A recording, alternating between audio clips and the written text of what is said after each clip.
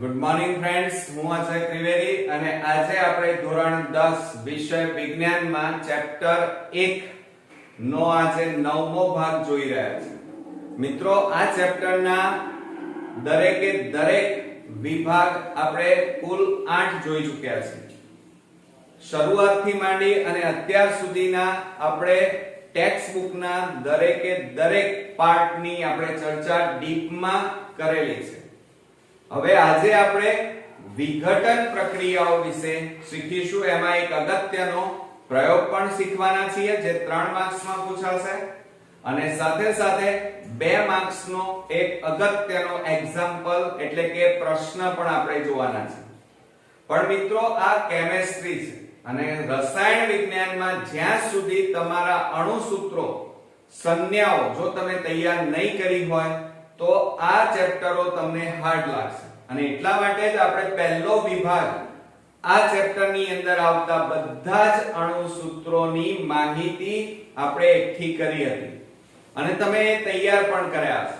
અને જો તૈયાર કરેલા હશે તો તમે કોઈ પણ રાસાયણિક સમીકરણ ઈઝીલી લખી પણ શકશો, સમજી પણ શકવાના છો અને એને સંતુલિત પણ કરી શકશો. તો ચલો આજે જોઈએ અગત્યનો પ્રયોગ. આજના પ્રયોગની અંદર સિલ્વર ક્લોરાઇડ નું સૂર્યપ્રકાશની હાજરીમાં વિઘટન સમજાવવું. બરોબર. હવે આજે જે 2 ઉદાહરણ જોવાના છીએ એમાં આ પ્રયોગની અંદર સામાન્ય રીતે ઉષ્મા શોષક પ્રક્રિયા જોવાના છે. હવે આપણે આ ચેપ્ટરના આપણે ચાર્ટ જોયા હતા. એ પહેલા વિભાગની અંદર એનો ચાર્ટ આપણે સમજી ચૂક્યા છીએ. એમાં આપણે 2 રાસાયણિક પ્રક્રિયાઓ શીખ્યા હતા. એક છે ઉષ્માક્ષેપક પ્રક્રિયા અને બીજી છે ઉષ્મા શોષક પ્રક્રિયા. ઉષ્માક્ષેપક પ્રક્રિયાને કોને કહેવાય કે જે રાસાયણિક પ્રક્રિયામાં ઊર્જા છૂટી પડતી હોય, ઊર્જા ઉત્પન્ન થતી હોય, મુક્ત થતી હોય તો એને ઉષ્માક્ષેપક પ્રક્રિયા કહેવાય. જ્યારે જે રાસાયણિક પ્રક્રિયામાં ઉષ્મા વપરાતી હોય, ઉષ્મા વપરાઈ જતી હોય, ઉષ્માનો ઉપયોગ થતો હોય તો એવી રાસાયણિક પ્રક્રિયાને ઉષ્મા શોષક પ્રક્રિયા કહેવાય. બરોબર મિત્રો? તો હવે કોન્સેપ્ટ ક્લિયર થઈ ગયો હશે કે ઉષ્માક્ષેપક અને ઉષ્મા શોષક પ્રક્રિયા કોને કહેવાય.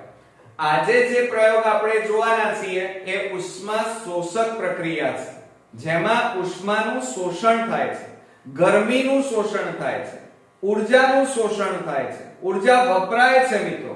બરોબર? તો જુઓ અહીંયા સિલ્વર ક્લોરાઇડ નું સૂર્યપ્રકાશની હાજરીમાં વિઘટન સમજવું.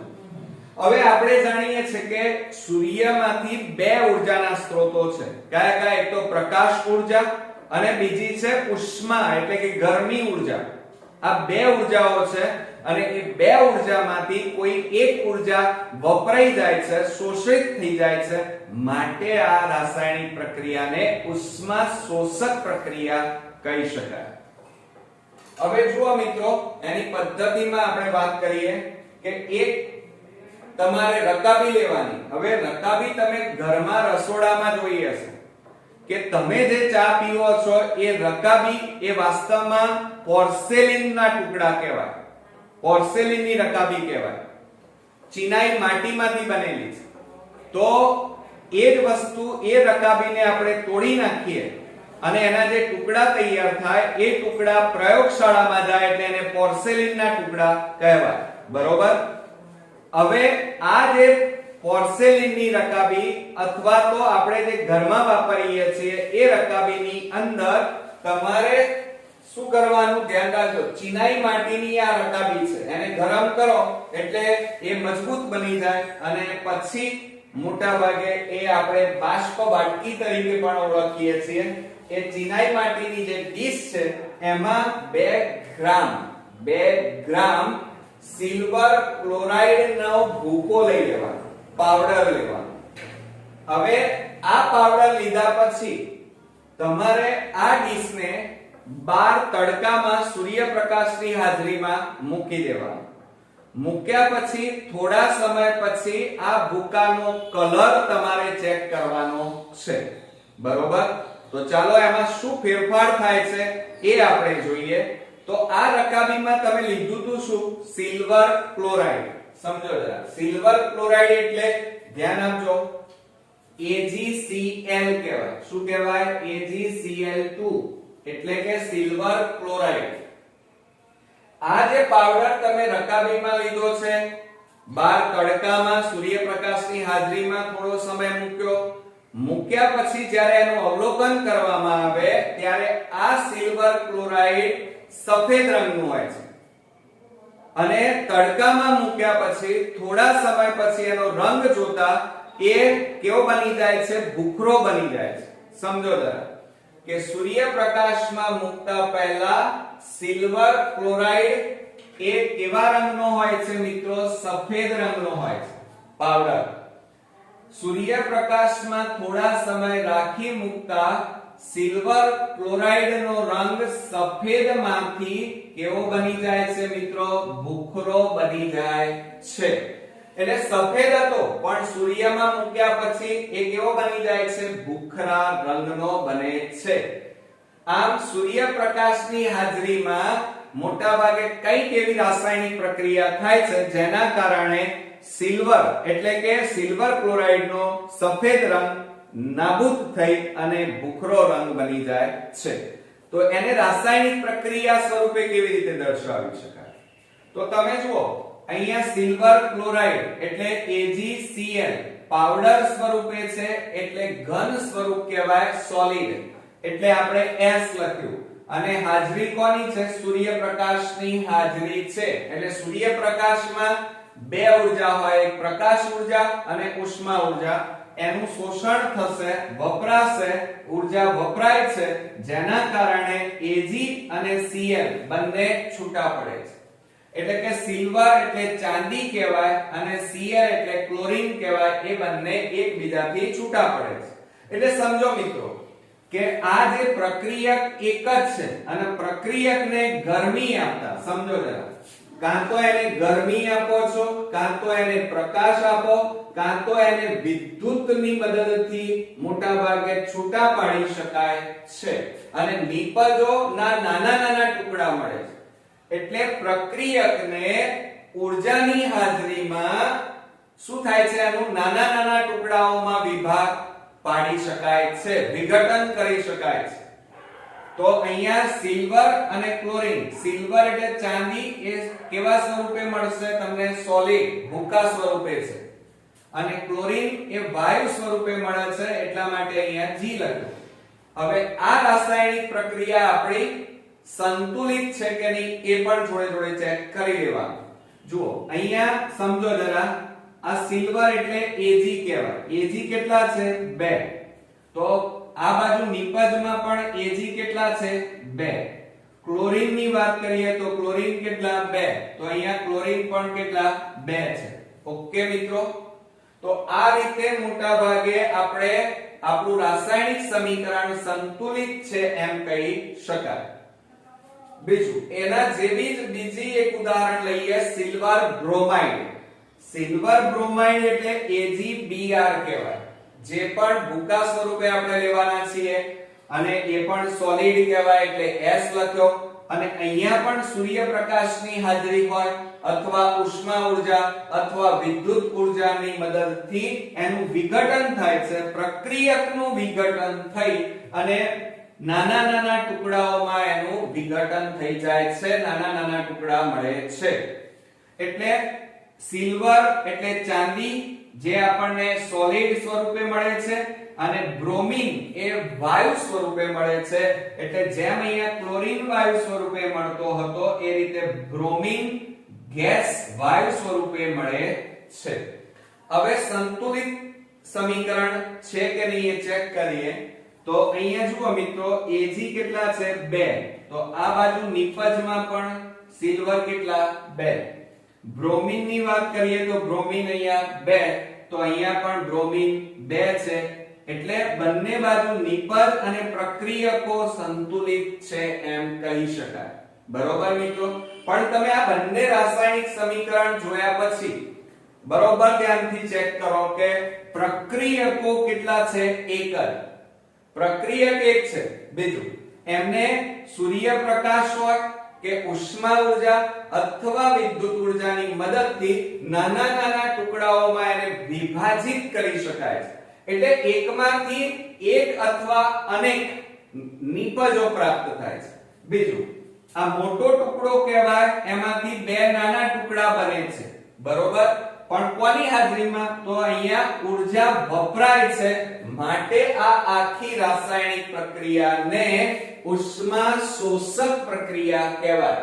ઓકે, આ બરોબર ધ્યાન આપજો. બીજું અહીંયા આપણે બે ઉદાહરણ લીધા, સિલ્વર ક્લોરાઇડ અને સિલ્વર બ્રોમાઇડ, કે જેમાં મોટા ભાગે ઊર્જાની હાજરીમાં, ઊર્જા એટલે સૂર્યપ્રકાશની ઉષ્મા ઉર્જાને મદદથી એનો રંગ પરિવર્તન થાય છે. તો આ silver chloride most important short ક્વેશ્ચનમાં વિકલ્પોમાં ખરા ખોટામાં પૂછાશે. એક વાક્યમાં પૂછાશે કે સિલ્વર ક્લોરાઇડ અને સિલ્વર બ્રોમાઇડ નો ઉપયોગ, ધ્યાન રાખજો, શ્યામ શ્વેત ફોટોગ્રાફીમાં. શ્યામ શ્વેત, શ્યામ એટલે કાળું, બ્લેક, અને શ્વેત એટલે સફેદ, એટલે બ્લેક એન્ડ વ્હાઇટ ફોટોગ્રાફીમાં આનો ઉપયોગ થાય છે. બરોબર, ધ્યાન રાખજો. બ્લેક એન્ડ વ્હાઇટ, પહેલાના સમયમાં જે કેમેરા આવતા, ફોટા આવતા, એ બ્લેક એન્ડ વ્હાઇટ આવતા. ત્યાર પછી એમાં શોધો થઈ અને રંગીન કેમેરા આવ્યા. ત્યાર પછી વિડિયો કેમેરા આવ્યા, અને હવે તો આપણે જાણીએ છીએ કે કેટલી બધી મેગાપિક્સલના આપણે કેમેરા જોઈ રહ્યા છીએ. તો અહીંયા સિલ્વર ક્લોરાઇડ અને સિલ્વર બ્રોમાઇડ નો ઉપયોગ પહેલાના જમાનામાં મોટા ભાગે બ્લેક એન્ડ વ્હાઇટ ફોટા, જ્યારે ગાંધીજી હતા ત્યારથી માંડીને તમારા ફાધરે જ્યારે લગ્ન કર્યા એ વખતના જમાના સુધી મોટા ભાગે બ્લેક એન્ડ વ્હાઇટ ફોટા, તમારા દાદાના પણ ફોટા તમે જોયા હશે ઘરની અંદર અથવા આલ્બમમાં, તો બ્લેક એન્ડ વ્હાઇટ ફોટા હતા. તો એ વખતે બ્લેક એન્ડ વ્હાઇટ ફોટોગ્રાફીમાં સિલ્વર ક્લોરાઇડ અને સિલ્વર બ્રોમાઇડ નો ઉપયોગ થાય છે. ઓકે મિત્રો, તો મોસ્ટ ઇમ્પોર્ટન્ટ છે, યાદ રાખજો. તો આ રીતે આપણો આ પ્રયોગ અહીંયા 3 માર્ક્સ નો મિત્રો પૂરો થયો. હવે આપણે મોસ્ટ ઇમ્પોર્ટન્ટ 2 માર્ક્સ ની થિયરી જોઈએ કે વિસ્થાપન પ્રક્રિયા કોને કહે છે, અને ઉદાહરણ આપો. હવે મિત્રો હું એક ઉદાહરણ આપું કે જેથી તમને આ ટોપિક ઈઝીલી સમજાઈ જાય. દાખલા તરીકે તમારા ક્લાસની અંદર એક સીધો સાદો છોકરો છે, શાંત એકદમ. ક્લાસમાં આવ્યા પછી એ પહેલી બેન્ચીસે બેસી ગયો.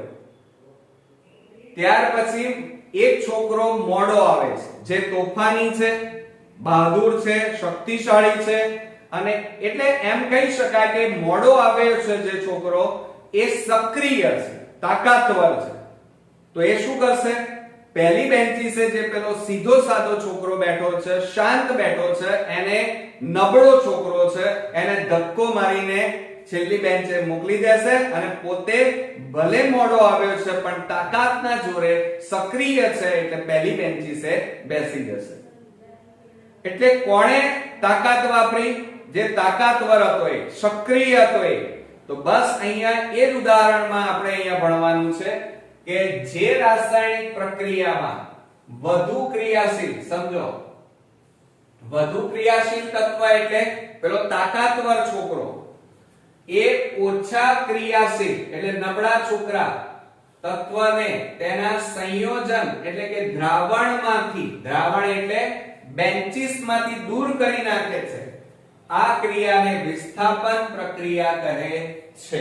તો ફરીથી હવે ધ્યાન આપો, મોસ્ટ ઇમ્પોર્ટન્ટ ક્વેશ્ચન છે. જે રાસાયણિક પ્રક્રિયામાં વધુ ક્રિયાશીલ તત્વ ઓછા ક્રિયાશીલ તત્વને તેના દ્રાવણમાંથી દૂર કરી નાખે છે, આ ક્રિયાને વિસ્થાપન પ્રક્રિયા કહેવાય. સમજો, ફરી એકવાર રિપીટ કરું છું કે જે રાસાયણિક પ્રક્રિયામાં વધુ ક્રિયાશીલ તત્વ એ ઓછા ક્રિયાશીલ તત્વને તેના સંયોજન દ્રાવણમાંથી દૂર કરવાની ક્રિયાને વિસ્થાપન પ્રક્રિયા કહેવાય. એટલે સક્રિય તત્વો ઓછા સક્રિય તત્વને તેના દ્રાવણમાંથી કાઢી મૂકે, જેમ પેલા નબળા છોકરાને કાઢી મૂક્યો એ રીતે, બરોબર. તો આપણે કેટલાક ઉદાહરણ જોઈએ. જો અહીંયા ઝીંક એટલે જસત કહેવાય, એનું બીજું નામ શું છે મિત્રો? ઝીંક એટલે Zn, Zn એટલે જસત અને ઘન સ્વરૂપે છે એટલે S. અને દ્રાવણ અહીંયા કયું છે? AgNO3 એટલે કે સિલ્વર નાઇટ્રેટ કહેવાય અને એ જલીય દ્રાવણ છે. કેવું દ્રાવણ છે? જલીય દ્રાવણ, જેને એક્વસ કહેવાય. એક્વસ એટલે જલીય દ્રાવણ. હવે તમે જાણો છો કે આ સિલ્વર છે, સિલ્વર નાઇટ્રેટ. આ સિલ્વર એટલે ચાંદી, ચાંદીને તમે એક ઉદાહરણ જુઓ. દાખલા તરીકે તમે બજારમાંથી જ્યારે ચાંદી લાવો, કોઈ માળા લાવો, કોઈ ચેન લાવો, એને તમે બહાર ઘરમાં 10-15 દિવસ સુધી રાખી મૂકો તો એ ચેન તમારી કાળી પડી જાય છે. કેમ કાળી પડી ગઈ? કારણ કે સક્રિય ધાતુ છે. તો અહીંયા જુઓ, આ સિલ્વર એ સક્રિય છે, બરોબર, પરંતુ ધ્યાન આપજો, બરોબર, આ Zn છે એ એના કરતા વધારે સક્રિય છે. એટલે આ વધારે સક્રિય છે જ્યારે Ag એ ઓછું સક્રિય છે એના કરતા. તો હવે શું કરશે? આ જસત એ આ સિલ્વર નાઇટ્રેટના દ્રાવણમાંથી આ Ag ને છૂટો પાડી દે છે. પેલા નબળો છોકરો છે, નબળો છોકરો, આ બહાદુર છોકરો, તો નબળા છોકરાને કાઢી મૂકે છે દ્રાવણમાંથી. તો કાઢી મૂકે અને પોતે જોડાઈ જાય છે એટલે ZnNO3 બની જાય છે અને સિલ્વર એટલે ચાંદી છૂટું પડે છે. હવે જુઓ, ZnNO3 સાથે જોડાયો એટલે એને ઝિંક નાઇટ્રેટ કહેવાય.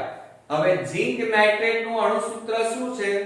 ZnNO3 હોલ ટ્વાઇસ અને નીચે શું લખ્યું છે? એક્વસ. એક્વસ એટલે જલીય દ્રાવણ કહેવાય. ઓકે મિત્રો, હવે સમજો જરા.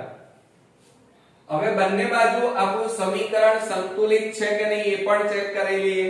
તો Zn અહીંયા એક જ છે તો આ બાજુ નિપજમાં પણ એક.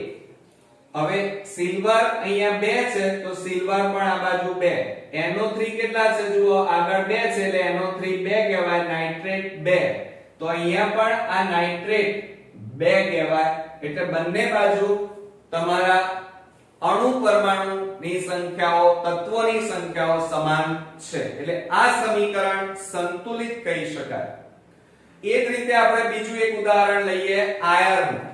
આ લોખંડ એ વધારે સક્રિય છે. તમે બધા જાણો છો કે લોખંડની કીલી બજારમાંથી લાવો ત્યારે કેવી હોય, અને એ જ લોખંડની કીલીને પાણીમાં પલાળી અને મૂકી દો ચોમાસામાં તો અઠવાડિયા પછી જોશો તો એના ઉપર એનો કલર દૂર થઈ ગયો હશે, એના ઉપર કાટ લાગી જાય, જેને આપણે રસ્ટ કહીએ છીએ.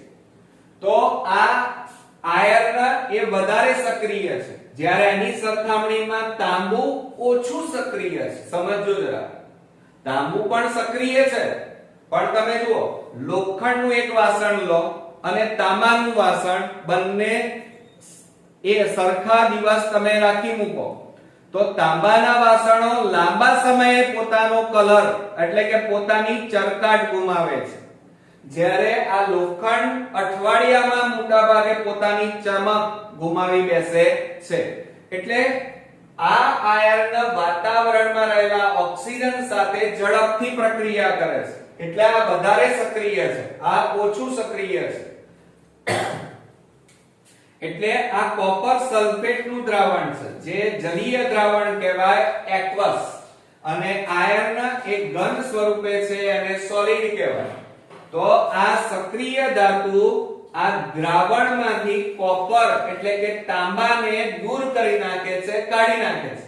કાઢી નાખે એટલે આયર્ન Fe અને આ SO4 એ બંને ભેગા થઈ જાય એટલે આયર્ન સલ્ફેટ એક્વસ બને છે.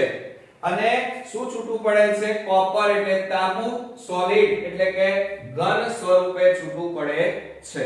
ખ્યાલ આવ્યો મિત્રો? એ જ રીતે આપણે ત્રીજું ઉદાહરણ લઈએ, ઝિંક એટલે જસત. એને પાછા કોપર સલ્ફેટના દ્રાવણમાં તમે સાથે રાસાયણિક પ્રક્રિયા કરીએ તો આ ઝિંક એ વધારે સક્રિય છે, તાંબુ ઓછું સક્રિય છે, એટલે આ જસત કોપર સલ્ફેટના દ્રાવણમાંથી કોપરને દૂર કરે છે અને પોતે એની સાથે જોડાઈ જાય છે, એટલે ઝીંક અને SO4 એટલે ZnSO4 જેને ઝીંક સલ્ફેટ કહેવાય, જે જલીય દ્રાવણ છે. અને શું છૂટું પડે છે મિત્રો? કોપર એ ઘન સ્વરૂપે છૂટું પડે છે.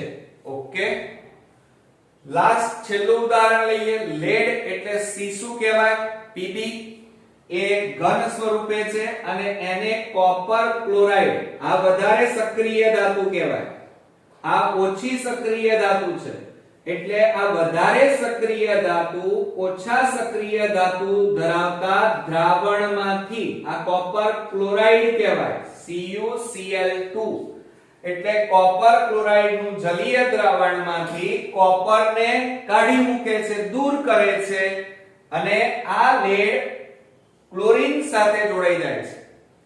તો શું બની જાય? PbCl2, જેને લેડ ક્લોરાઇડ કહેવાય, જે જલીય દ્રાવણ એટલે કે એક્વસ તરીકે ઓળખાય છે. અને શું બાકી રહે છે મિત્રો? કોપર એટલે કે તાંબુ છૂટું પડે છે. એટલે આનો મતલબ એ થયો કે આ ઝીંક, આયર્ન, ઝીંક, લેડ, આ ચારે ધાતુ કેવી છે? વધારે સક્રિય છે. જ્યારે આ Ag એટલે સિલ્વર, કોપર એટલે તાંબુ, બરોબર, આ કોપર અને એટલે કે તાંબુ, પછી આ ચાંદી, એ જ રીતે સોનું, Au, આ બધા ઓછા સક્રિય છે. એટલે ઝીંક, ધ્યાન રાખજો, Zn એટલે ઝીંક, જસત, આયર્ન એટલે લોખંડ અને Pb એટલે લેડ, શીશુ, એ આ ચાંદી અને તાંબા કરતા વધારે સક્રિય તત્વો છે. એટલે આ વધારે સક્રિય ધાતુ તત્વો શું કરે છે?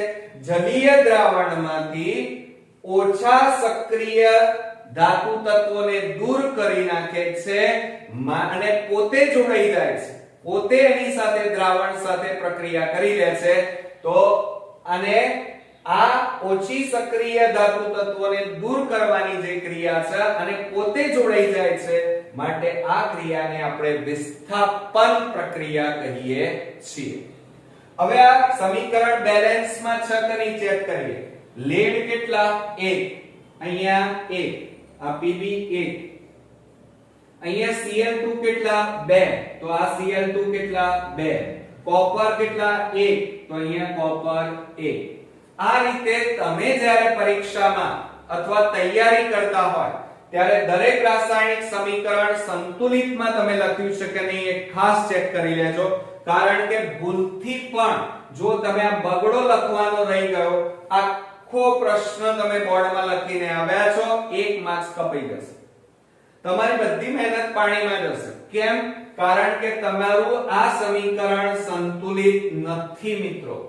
એટલે જ્યારે તમે ઘરે આ વિડિયો જોયા પછી, સમજ્યા પછી તમે જાતે તૈયારી કરતા હોય ત્યારે આ કેમિસ્ટ્રીના દરેકે દરેક પ્રશ્નો લખીને તૈયાર કરજો અને દરેક રાસાયણિક સમીકરણ મોઢે લખવાની ટેવ પાડો.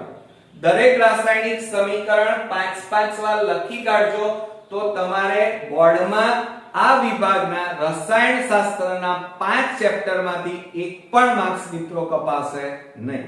ઓકે, તો આ રીતે આજે આપણે 5 માર્ક્સની થિયરી જોઈ. નેક્સ્ટ વિડિયોમાં પાછા આ ચેપ્ટરના નવા વિભાગ સાથે ફરી મળીશું. ત્યાં સુધી ગુડ નાઇટ મિત્રો.